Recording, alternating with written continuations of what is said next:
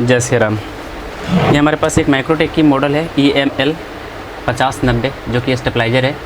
ये step up stabiliser हो जाती है, जो कि स्टेप डाउन नहीं होती है। ये ओनली वन वोल्टेज को बूस्ट करता है, बल्कि वोल्टेज घटाती नहीं है। इसमें 2 MCB देखने को मिलते हैं। ये आपकी बाईपास MCB मतलब मेन MCB होती है और पीछे की साइड आपकी बाईपास MCB लगी रहती है। यहाँ पे देखो, अगर बाय द वे स्टेबलाइज़र आपकी ख़राब हो गई, कनेक्शन में जुड़ी हुई है, तो आप इस MCB को डायरेक्ट ऑन करोगे, आपकी लाइट चलती रहेगी।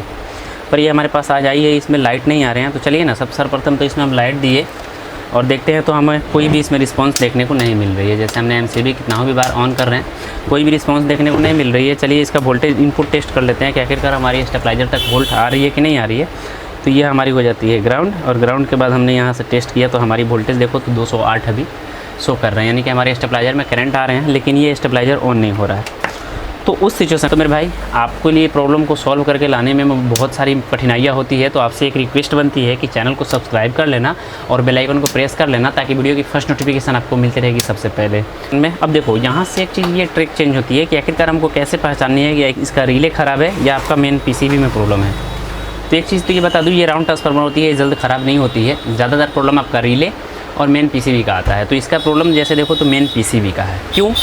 क्योंकि अगर मेन PCB का प्रॉब्लम नहीं रहता तो आपकी रिले ऑन होती, या ऑन होने के बाद में आपका वोल्टेज फ्लक्चुएशन का ऑप्शन आ रहा था, मतलब बार बार रिले ट्रैकर चेंज होता रहता, या आपका किसी भी तरह का कोई भी एक्टिविटी होता लेकिन आपकी स्टेबलाइज़र ऑन रहती। जबकि आपकी PCB की प्रॉब्लम नहीं था तो आपकी स्टेबलाइज़र ऑन रहती, जिससे हो सकता है कि आपके वोल्टेज फ्लक्चुएशन की प्रॉब्लम आ सकती थी, लेकिन अभी ऑन ही नहीं हो रहा है।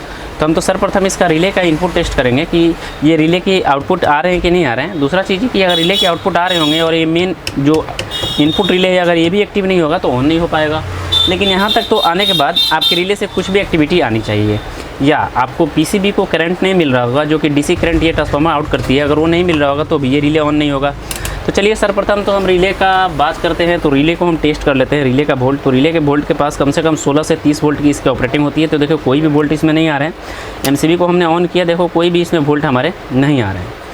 तो एक चीज़ तो ये कन्फर्म हो गई कि हमारे रिले में अभी करंट नहीं आ रहे हैं, जिसके कारण से हमारी ये PCB मतलब ये स्टेबलाइज़र ऑन नहीं हो रहा है। इसमें प्रॉब्लम आपका PCB का है। तो PCB को ऑन करने के, PCB को रिपेयर करने के लिए सर्वप्रथम तो PCB को ओपन करो। हो सकता है आपकी जो ट्रांसफार्मर आउटपुट करंट करती है वो आपकी PCB तक नहीं पहुंच रहा होगा, जिससे आपकी रिले को करंट नहीं मिल पा रहा होगा। चलिए PCB को ऑन करते हैं और देखते हैं कि आखिरकार इसके अंदर कैसी प्रॉब्लम आई है। तो PCB हमारी ओपन हो गई है। ओपन होने के बाद जैसे हम PCB को पलटते हैं तो हमको एक जोरदार शॉर्ट देखने को दिखाई पड़ रही है। सो कि आपको भी मैं दिखाने का प्रयास करूँ तो ये देखो PCB में कुछ ट्रैक कट गए हैं इसके, आपको स्पष्ट व्यू से ये दिखाई दे रहे होंगे कि यहाँ से यहाँ की ट्रैक कट गई है। और ये भी मेन आउटपुट जो DC आउटपुट करता है उसी का ट्रैकर का ये रिले का मेन लेग है, जिससे ये करंट को आउटपुट करके सर्किट के पास पहुँचाती है, जिससे कि आपका जैसे 21 वोल्ट से लेकर के 31 वोल्ट तक, यहाँ पे देखो 21 से 31 वोल्ट की ये जो ऑपरेटिंग होती है इसी ट्रैकर से होती है, जिसके कारण से ये ट्रैकिंग को वोल्टेज नहीं मिल पा रहा है, जिसके कारण से ये नहीं हो रहा है। तो चलिए ना, सर्वप्रथम तो इसको हम जम्फर मारेंगे एक। करने के बाद ब्रश ज़रूर घुमा दें, जिससे कि आपको इसमें जितने भी इसके अंदर जितने भी पार्टिकल वगैरह जमा हुए होंगे, शॉर्ट सर्किट का चांस आपका ख़त्म हो जाता है। जैसे हमने PCB को जम्फर मारा, जम्फर मारने के बाद हमने PCB को कस लिया हुआ है। कसा इसलिए है ताकि ये PCB अगर इधर उधर हिलती तो शॉर्ट सर्किट लग सकते थे। चलिए फिर से सप्लाई देते हैं और देखते हैं कि क्या हमारी इन्वर्टर स्टेबलाइज़र जो है सही हो पाती है कि नहीं हो पाती है। चलिए हमने उठाया, देखो चालू तो हो गई। अब देखते हैं इसका आउटपुट आ रहा है कि नहीं आ रहा है। अगर आउटपुट आ गया तो फिर ठीक है, जैसे टाइमर रिला है। आप देखते रहना, क्या इसमें हाई कट के भी ऑप्शन आ सकते हैं, क्योंकि इस तरह के प्रॉब्लम में हाई ज़्यादातर फंसते हैं। जैसे अभी आप देखो हाई में चली गई, फिर से ट्रैकर बदल गया। तो जैसे कि आप लोगों ने देखा कि ये ट्रांसफार्मर जो स्टेबलाइज़र है ये बार बार हाई कट में चली जा रही है। तो अगर हाई कट में चली जाती है तो इसको कैसे सॉल्व करना है। जैसे देखो, हमको ये पूरी भरोसे के साथ बोल सकते हैं कि हाई कट में जाने के बाद ज़्यादातर 2 ही प्रॉब्लम आते हैं। प्रॉब्लम नंबर फर्स्ट ये आते हैं कि इसका जो आउटपुट पॉइंट निकलता है, जैसे 21 वोल्ट 31 वोल्ट, ये आपका डायरेक्टली यहाँ पे आता है और इस ट्रैकर से होकर के सारे प्रोग्राम को फंक्शन की जाती है, जिससे आपकी रिले ऑपरेट होती है। तो प्रॉब्लम ज़्यादातर यही सेक्शन में छिपी रहती है। देखो ये प्रॉब्लम आपका 7805 का भी हो सकता है, और आपका ये सेक्शन जो रिले वाली सेक्शन होती है इसमें भी प्रॉब्लम हो सकता है। ज़्यादातर प्रॉब्लम आपका इस सेक्शन, इस रिले वाले सेक्शन में होता है। रीज़न क्या होता है कि आपके ट्रैकर जब ये ब्लास्ट कर दिए तो उस सिचुएशन में ज़्यादातर संकेत बनते हैं कि यहाँ जो ये डायोड लगाई रहती है, मेन डायोड, ये डायोड शॉर्ट करा देता है। चलिए एक एक डायोड को हम फाइंड करेंगे, जिससे ये हमें समझ में आ पाएगा कि हमारी डायोड डेड है या कौन से किस मतलब 7805 की प्रॉब्लम आई है या आपका डायोड का प्रॉब्लम आया है। चलिए एक एक करके सारे डायोड को मेज़र कर लेते हैं तो ये डैशबोर्ड सही है, ये भी डैशबोर्ड सही है। देखो ये डैशबोर्ड में कंटिन्यूटी आ रही है, हो सकता है कि ये वाली और ये वाली, तो सर्वप्रथम हमारी ये दोनों डैशबोर्ड से कनेक्टिविटी आ रही है। सर्वप्रथम तो हम डीसी वायर को यहाँ से खोल देंगे, जिससे हमारी लेग वायर कंटिन्यू जुड़ जाती है। ये भी प्रॉब्लम हो सकता है। तो अब देखो ये भी कंटिन्यूटी है और इससे नहीं है। जैसे अभी हमने लेग वायर खोला तो इस डैशबोर्ड से चली गई है, लेकिन इस डैशबोर्ड से है, पूरी फुल शॉर्ट है।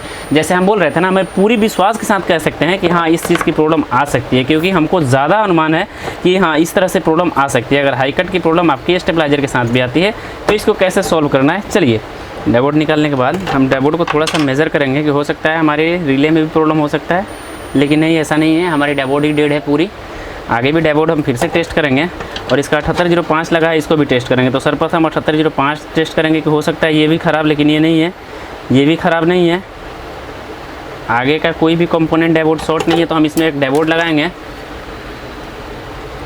डैशबोर्ड हमने ले रखी है, देखो इस पर भी धारी बनाई रहती है और यहाँ पे भी देखोगे तो धारी बनाई रहती है। आप जैसे डैशबोर्ड को लगाओगे सेम टू यू बैठा देनी है।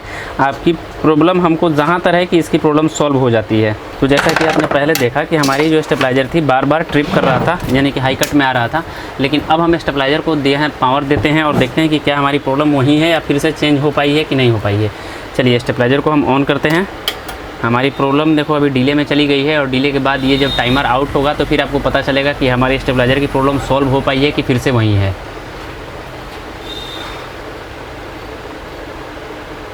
तो जैसा कि आपने देखा कि हमारी स्टेबलाइजर की प्रॉब्लम सॉल्व हो चुका है। जैसे देखो अभी हमारी वोल्टेज, ये आपका इनपुट वोल्टेज और ये आपका आउटपुट वोल्टेज, यानी कि ये आउटपुट 234 कर रहा है और इनपुट का बात करूँ तो इनपुट अभी इसके जस्ट शो करेगा, जो कि आपकी इनपुट जो आती है ना परमानेंट शो करता है। लेकिन जैसे ही बटन को प्रेस करोगे तो यहाँ पे आउटपुट रीड दिखेगा। ये इनपुट 191 आ रहा है और आउटपुट का बात करूँ तो 234 दे रहा है, यानी कि हमारी स्टेबलाइजर जो है अब सही मोड में आ गया है।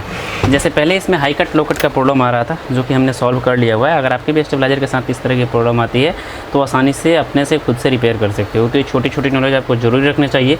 ये छोटा सा नॉलेज और छोटा सा जानकारी आपको कैसा लगा ज़रूर बताइएगा।